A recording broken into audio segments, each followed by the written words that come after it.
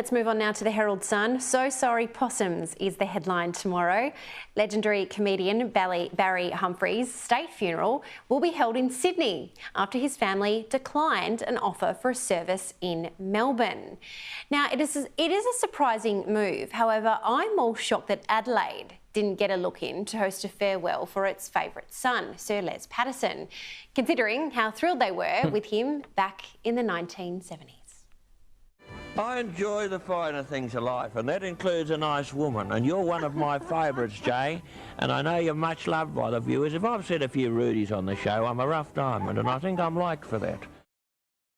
That was Sir Les with South Australian TV and radio royalty Jane Riley, who had to control him there on a TV show called A Touch of Elegance. It's so risque was his surprise appearance there that Network 10 back in the day feared it would lose its Adelaide broadcast licence.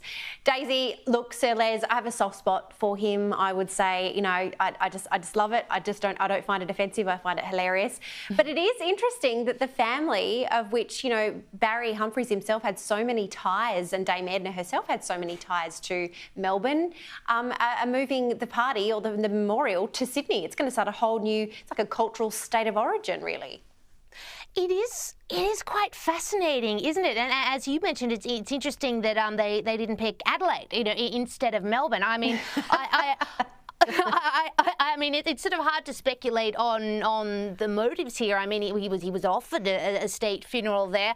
If I were just to speculate, perhaps the behaviour of the Melbourne Comedy Festival, stripping his name off an award, might possibly not have helped maybe enamour the family of having a state funeral. Remember, that is just totally my opinion, by the way. That is total speculation from me.